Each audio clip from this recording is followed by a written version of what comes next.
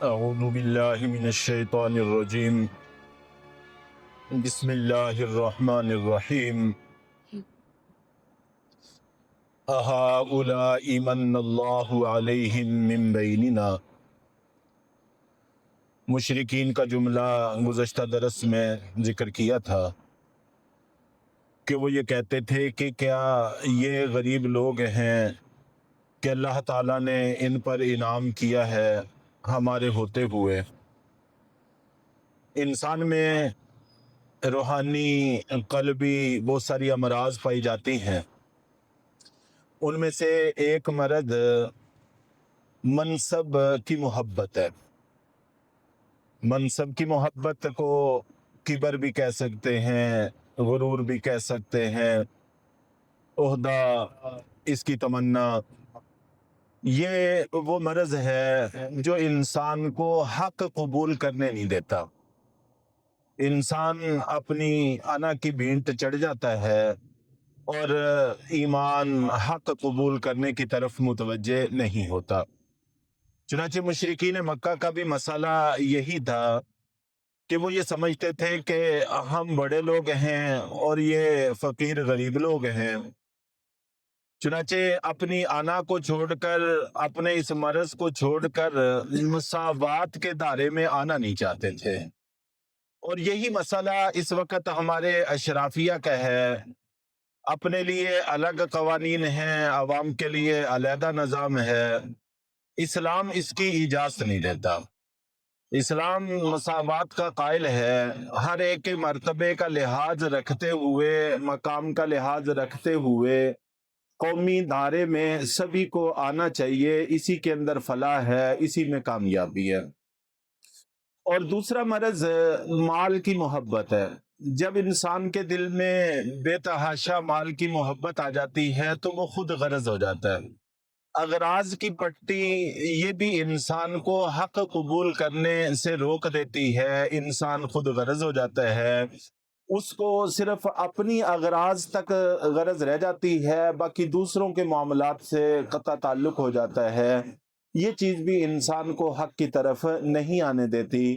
یہاں پر اللہ رب العزت نے یہی نشاندہی فرمائی ہے کہ ان میں یہ امراض ہیں جس کی وجہ سے یہ ایمان کو قبول نہیں کرتے۔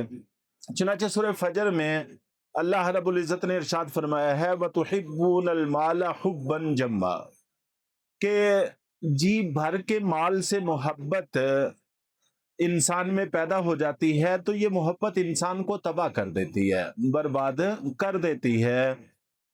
اور اللہ کے نبی صلی اللہ علیہ وسلم اکثر یہ دعا مانگا کرتے تھے کہ اللہم احیینی مسکینا وامیتنی مسکینا واحشرنی فی زمرۃ المساکین۔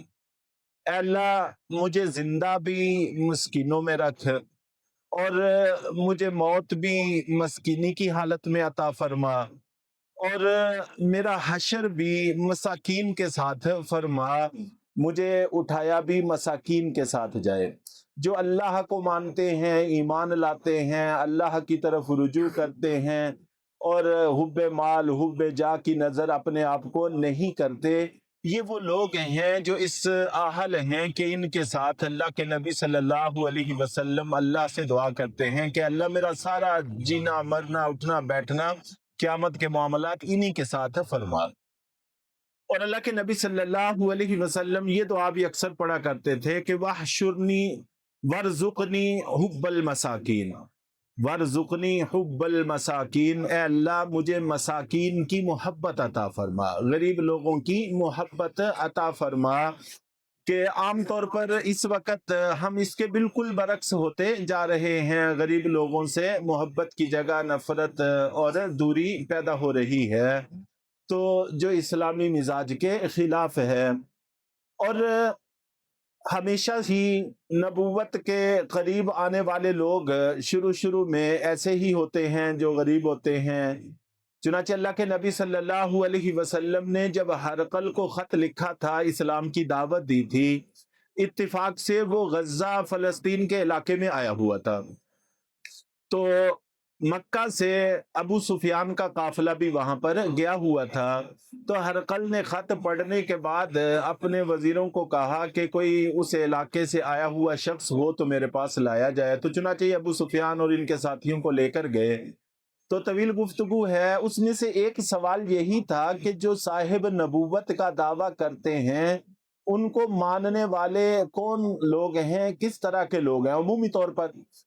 تو ابو سفیان کہتے ہیں کہ میرے پاس آپ کے خلاف بولنے کے لیے صرف یہی ایک پہلو تھا، تو چنانچہ اسی پر میں نے کہہ دیا کہ غریب لوگ ہیں، اور حقیقت بھی یہی تھی کہ غریب لوگ تھے، حضرت بلال، اور ان کا تذکرہ پہلے درسوں میں ہو چکا ہے۔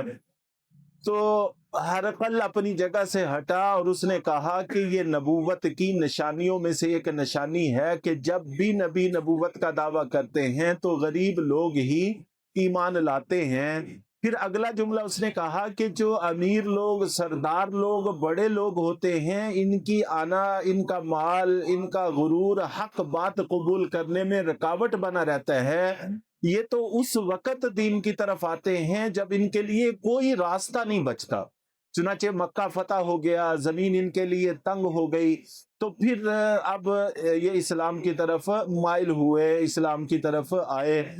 تو خیر مقصد یہ ہے کہ اللہ کے نبی صلی اللہ علیہ وسلم اور قرآن پاک کی ہدایات ہمیں یہی ہیں کہ مساوات کے دائرے میں رہنے کی کوشش کرنی چاہیے، اور تکبر، غرور اور حب مال ان چیزوں کو اپنے اندر پیدا نہیں ہونے دینا چاہیے، اس کی اصلاح کی فکر کرتے رہنا چاہیے۔ مال ہونا برا نہیں ہے، مال کی محبت ہونا برا ہے، انسان کو کسی عہدے کا مل جانا یہ برا نہیں ہے، عہدے کا غرور انسان میں پیدا ہونا برا ہے، عہدے کا لالچ، طمع انسان میں پیدا ہونا کہ انسان اس کے لیے جھوٹ سچ جو چاہے بولتا چلا جائے، یہ برا ہے، اس کو پسند نہیں کیا گیا۔ وَإِذَا جَاءَكَ الَّذِينَ يُؤْمِنُونَ بِآيَاتِنَا، اور آگے پھر نبی پاک صلی اللہ علیہ وسلم کو خاص طور پر یہ بات کہی گئی، اور جس وقت آپ کے پاس وہ لوگ آئیں جو ہماری آیتوں پر ایمان لائے ہوئے ہیں، اور غریبوں لوگوں کا ہی تذکرہ چل رہا تھا، اور وہی یہاں پر مراد ہیں کہ جو لوگ ہم پر ایمان لائے ہوئے ہیں جب یہ آپ کے پاس آیا کریں، فَقُلْ سَلَامٌ عَلَيْكُمْ، تو آپ ان کو سلام کیا کریں، ان پر سلامتی بھیجا کریں۔ دوسرے لفظوں میں آپ اس کو یوں تعبیر کر سکتے ہیں اپنے محاورے میں کہ ان کو خوش آمدید کہا کریں، اور انگلش میں اس کو ویلکم کہہ سکتے ہیں کہ جب یہ آیا کریں تو آپ ان کو ویلکم کیا کریں، تو ان کو سلام کیا کریں، تاکہ ان کو آتے ہوئے محسوس ہو کہ اللہ کے نبی صلی اللہ علیہ وسلم کے ہاں ہمیں عزت دی جا رہی ہے۔ چنانچہ ان کی قربانیوں کا حق بھی یہی ہے کہ ان کو آپ کی مجلس میں عزت ملنی چاہیے، کہ ان حالات میں یہ آپ پر ایمان لائے ہیں کہ جب ایمان لانا اپنے آپ کے بارے میں موت کو دعوت دینے والی بات تھی، پورا معاشرہ دشمن تھا، تو اس لیے آپ ان کو سلام کیا کریں۔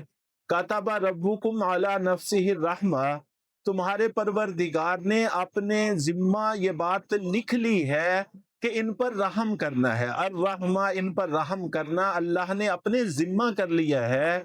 انہ من عمل منکم سوءا بجہالۃ ثم تاب من بعدہ واصلح فانہ غفور الرحیم، چنانچہ جو ان میں سے برا عمل کر بیٹھے نادانی کی وجہ سے، ناواقفیت کی وجہ سے، پھر توبہ کر لے اس کے بعد اور اپنی اصلاح کر لے، سو اللہ تعالیٰ بڑے بخشنے والے، بڑے رحم کرنے والے ہیں۔